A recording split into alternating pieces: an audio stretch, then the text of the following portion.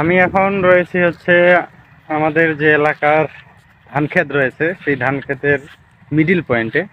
এই যে পিছনে যে বাড়িগুলো দেখা যাচ্ছে কিনা জানি না। যে জঙ্গলগুলো মনে হচ্ছে এই জঙ্গলগুলো হচ্ছে আমাদের বাড়ি আর কি, ওখানেই আমাদের বাড়ি। হুম। আমার যে গরু আছে, ওরে বাবারে কি অবস্থা! এই যে গরুটা, এই গরু আমি এখানে হচ্ছে 4টা গরু নিয়ে আসি।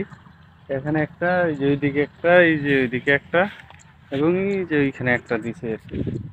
তো ভিডিওটি করার উদ্দেশ্যটা হচ্ছে যে আসলে আমি বলছিলাম এক সময় যে হচ্ছে আমাদের যে ধান ক্ষেত বা এই মাঠের মানে এক এক সময় এক একটা রূপ হয়। যেমন যখন প্রথম অবস্থায় গাড়ছি, আমার ইউটিউবে অবশ্যই চ্যানেলে হচ্ছে ভিডিও ছাড়া আছে। প্রথম অবস্থায় গাড়ার সময় কিরকম একটা পরিবেশ ছিল, তারপরে গামর অবস্থায় একটা ছিল, ঠিক আছে। এখন হচ্ছে ধান কাটার সময়, মানে ধান কাটা অলরেডি আমার পিছনে যে জমিগুলো আছে এগুলো কিন্তু কাটছে, মেশিন দিয়ে কাটছে। অলরেডি মেশিন চলতেছে, এই যে ওইদিকে হচ্ছে মেশিন চলতেছে। আমি যদি জুম করে দেখাই, এই যে মেশিন চলতেছে, ধান কাটা মেশিন। এবং যেগুলো জমি একদম পড়ে গেছে সেগুলো দিয়ে যে মানুষ দিয়ে কাটানো হচ্ছে আর কি।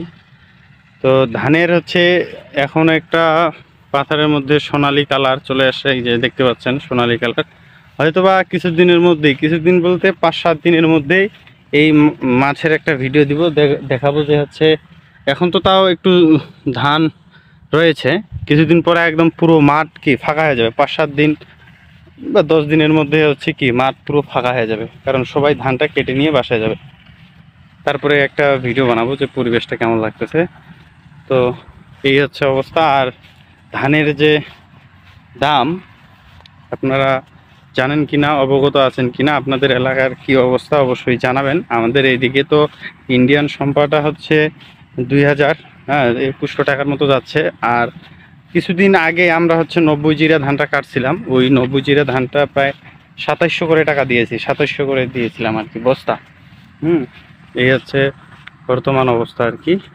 এই যে জমি বাড়িতে পানি লেগে গেছে, আবার আকাশও একটু খারাপ অবস্থায় রয়েছে, আকাশে আবার বৃষ্টি আসতে পারে। মানে এই সময়ে আকাশের কোনো সিকিউরিটি নেই, কখনো মেঘলা কখনো রোদ, হ্যাঁ এরকম আর কি। কখন রং বদলাবে এটা আসলে বোঝা যাবে না। তার জন্য এই সময়টা খুব সেন্সিটিভ সময়। এই হচ্ছে আমাদের ধান ক্ষেতের অবস্থা এলাকার। সবাই ভালো থাকবেন, সুস্থ থাকবেন, ধন্যবাদ।